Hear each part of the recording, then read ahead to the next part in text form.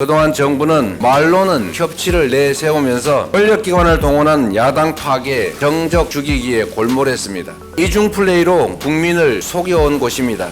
집권 이후 8개월이 넘도록 야당 대표와 대화하지 않은 유일한 정부라는 지적까지 받고 있습니다. 저는 이미 여러 차례 대통령과의 회담을 제안했습니다. 그 제안은 지금도 유효하다는 말씀을 드립니다. 존경하는 국민 여러분, 더불어민주당 대표 이재명입니다. 새해가 밝았지만 희망을 말하기에는 국민의 삶이 너무나 팍팍합니다. 치솟는 물가, 은행빚 걱정 때문에 많은 국민들께서 밤잠을 설치고 계십니다. 집을 팔아도 빚을 못 갚는 가구가 40만에 육박하는데 새해 벽두부터 공공요금이 들썩이고 있습니다. 주요 경제 지표들도 하나같이 어둡습니다. 무역 적자가 사상 최악인 472억 달러 기록했습니다. 올해는 수출이 더 감소할 것이라고 합니다. 일자리 증가폭은 작년에 10분의 1에 불과하고 성장률도 1%대로 추락할 전망입니다. 지난해 코스피 지수도 G20 선진국 가운데 최악의 낙폭을 기록했습니다. 민생 경제가 끝을 알 수 없는 시련의 터널로 접어들었습니다. 더구나 이처럼 엄혹한 시기에 한반도의 군사적 긴장이 가파르게 높아지면서 경제에 큰 짐을 지우고 있습니다. 특히 안보 무능을 감추기 위한 대통령의 위험천만한 말폭탄으로 국민 불안과 시장 혼란이 증폭됐습니다. 정말 이러다 무슨 일 나는 것 아닌가 하는 불안이 국민들 사이에 생겨나고 있습니다. 어려운 경제 상황에 안보 참사까지 더해지면서 코리아 리스크가 전면화되고 있습니다. 국민의 삶이 생사의 기로에 놓였습니다. 폭력적인 국정을 정상화해야 합니다. 이런 때일수록 정치가 제자리로 돌아가야 합니다.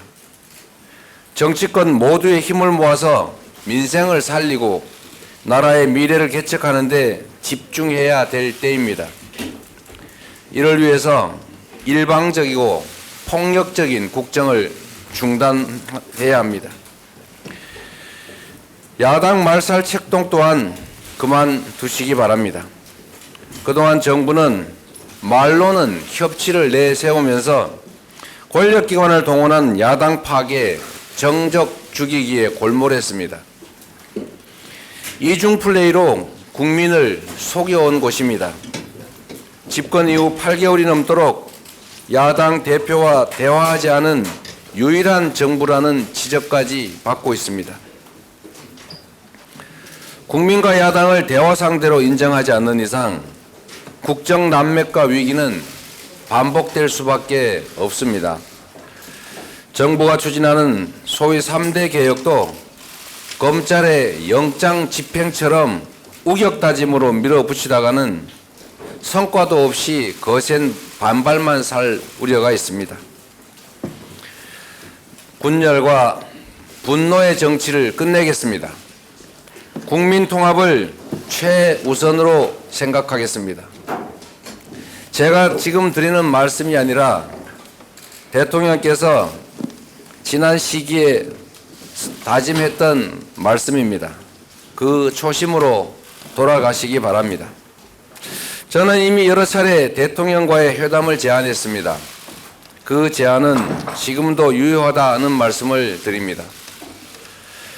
일방통행 국정을 중단하고 실종된 정치의 복원에 협력해 줄 것을 거듭 촉구합니다. 국정기조의 전면 전환이 필요합니다. 국민 여러분, 경제위기는 낮은 곳에 더 깊은 상처를 남기는 법입니다. 위기의 파고가 높아지는 지금 국가는 사회적 약자와 서민을 두텁게 보호하고 공정한 고통 분담을 위해서 노력해야 합니다. 그러나 정부 대책은 거꾸로 가고 있습니다. 초부자 감세와 다주택자들의 부동산 쇼핑 조장에 골몰하고 있습니다. 기후위기와 경제산업 재편에 대비하기 위한 재생에너지 확대, 아리백 기반 강화 또한 뒷전으로 밀려나고 있습니다. 양극화와 불평등을 악화시키고 우리 사회의 미래를 좀먹는 잘못된 처방이고 자충수입니다. 지금 즉시 국정기조를 전면 전환할 것을 촉구합니다. 민생경제위기 돌파를 위한 3대 해법을 제시해 보겠습니다. 첫째로 총 30조 규모의 긴급 민생 프로젝트를 제안드립니다. 첫 번째로 전월세 보증금 이자 지원이 반드시 필요합니다. 현재 유주택자를 대상으로 높아진 변동금리를 낮은 고정금리로 바꿔주는 안심전환 대출이 시행 중이긴 합니다만 사정이 어려운 무주택자들에 대한 대책은 없습니다. 무주택자들의 임대차 보증금 대출 이자를 낮춰주는 대책이 시급합니다. 대부업과 불법 사금융으로 내몰리는 저신용 서민들이 제도권 안에서 개인 신용 대출을 받을 수 있도록 정부의 보증과 지원이 대폭 확대되어야 합니다. 코로나 위기 이후에 폭증한 부채 문제 해결에도 나서야 합니다. 정부 재원과 금융기관의 금리 인하를 통한 이자 감면 프로그램, 인건비, 임대료 등 고정비 부담을 덜기 위한 고정비 상환 감면 제도, 대출 일부를 초저금리로 전환하는 한계차주 대출 전환 지원 등의 가계부채 3대 대책도 추진해 나가야 합니다.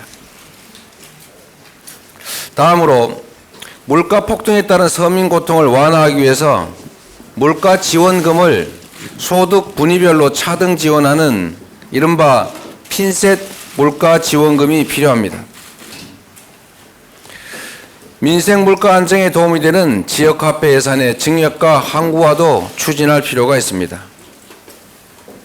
고금리와 경기 침체로 인한 부동산 혼란, 주거 불안도 해소해야 합니다.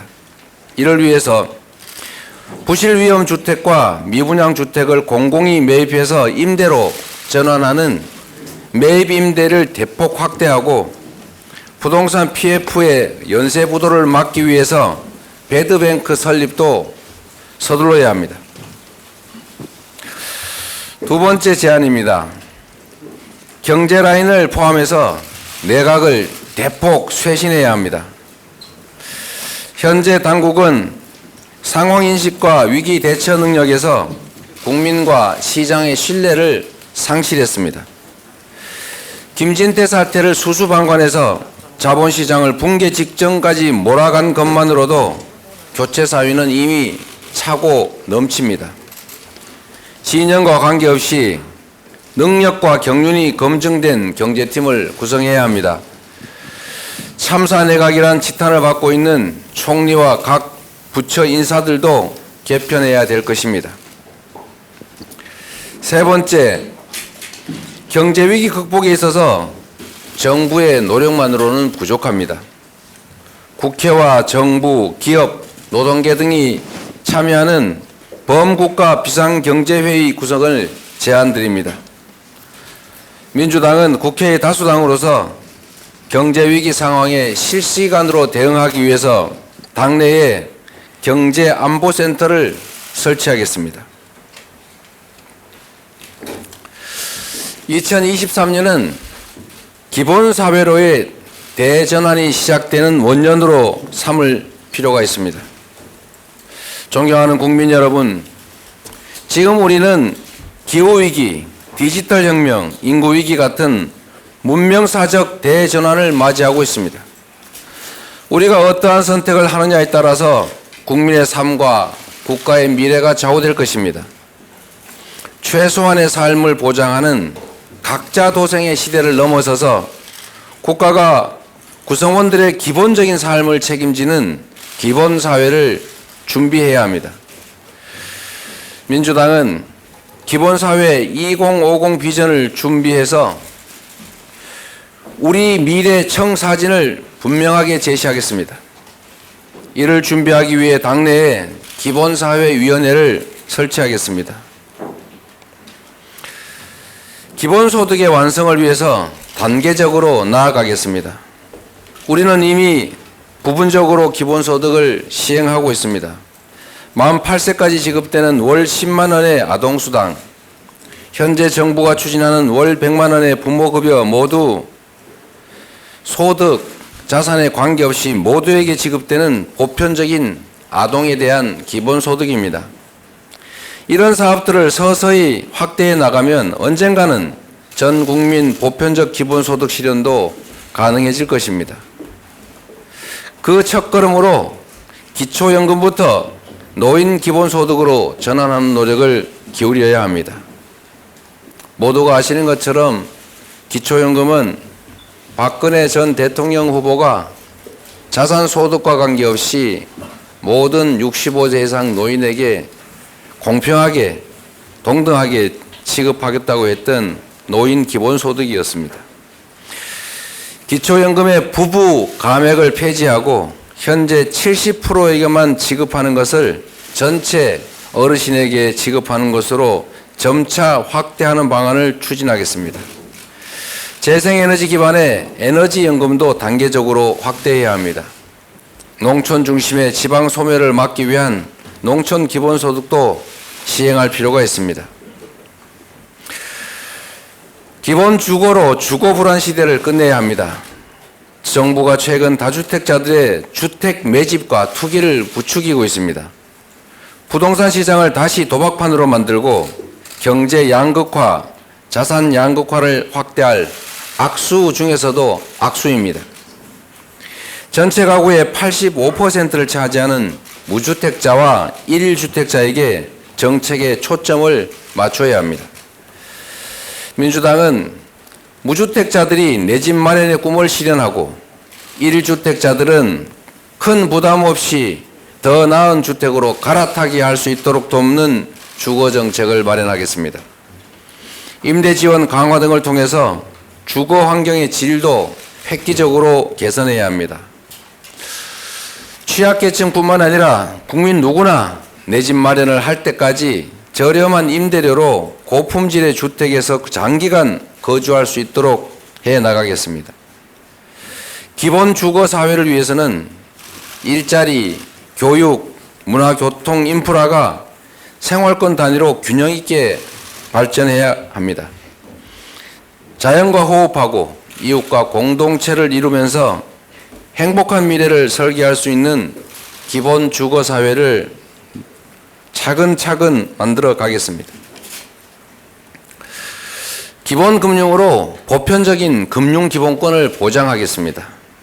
수많은 금융 약자들이 살인적 고금리의 대부업체 그리고 불법 사채 시장으로 내몰리고 있습니다. 돈이 더 필요한 사람일수록 은행 이용이 더 어려운 이 모순을 계속 방치하면 금융의 불평등과 불공정은 더욱 심해지고 경제 활성화도 더 어렵게 됩니다. 우리 민주당은 금융 양극화 완화를 위한 마중물로 전 국민 기본 금융권 보장을 추진하겠습니다. 이 밖에도 여가, 교육, 의료, 교통, 통신과 같은 기본적 서비스를 단계적, 순차적으로 도입하면서 기본사회의 지평을 차근차근 열어나가겠습니다. 국민의 뜻을 받드는 개헌과 정치개혁이 시급합니다. 존경하는 국민 여러분, 모든 개혁의 출발과 종착지는 결국 정치입니다. 올해로 87년 헌법체제가 36년째를 맞습니다. 이제 시대가 달라졌고 국민은 변화를 요구합니다. 이미 수명을 다한 현행 대통령 5년 단임제를 4년 중임제로 바꾸어서 책임 정치 실현 그리고 국정 연속성을 높여야 합니다. 대통령 결선 투표제 도입으로 연합 정치와 정책 연대를 제도적으로 보장하는 일도 필요합니다. 국무총리 국회 추천제나 감사원 국회 이관처럼 제왕적인 대통령제 극복을 위한 조치도 해야 할 일입니다. 생명권과 환경권, 국민기본권 그리고 자치분권의 강화, 국민 바람과 주민 소환 등의 직접 민주주의 확대, 5.18 민주화 정신의 헌법 정문 수록 같은 사안들도 이제 말이 아니라 행동으로 옮길 때가 됐습니다. 표의 등가성 보장과 지역주의 타파를 위한 국회의원 선거제도 개혁 또한 개헌만큼이나 중요한 과제입니다. 물론 개헌은 어려운 일입니다. 그 필요성에는 국민적 공감대가 형성되어 있지만 여야의 입장 차이로 개헌은 번번이 실패했습니다. 다행히 올해는 선거가 없습니다. 개헌을 논의하기 매우 적절한 시기입니다. 국회 헌법개정특별위원회 구성을 다시 한번 제안드립니다. 충분한 수기를 통해서 개헌안을 도출하고 내년 총선에서 합의된 만큼 국민투표로 개헌을 할 수 있을 것입니다. 민주당은 올해 3월을 목표로 자체 개헌안을 제출해 보겠습니다. 국민의 의사가 가장 잘 반영되는 정치 개혁에도 여야가 함께 지혜를 모아가기를 바랍니다. 존경하는 국민 여러분, 정치는 국민의 삶을 더 낫게 만들고 국가의 더 나은 미래를 개척할 때만 존재 이유가 있습니다. 나라 안팎이 매우 어려운 이 시기, 처음 국민에게 부름받았을 때의 초심을 다시 한번 되새겨 봅시다. 국민과 역사를 믿고 어떠한 불의에도 당당하게 맞서겠습니다. 정치다운 정치를 펼치는데 최선을 다하겠습니다. 감사합니다.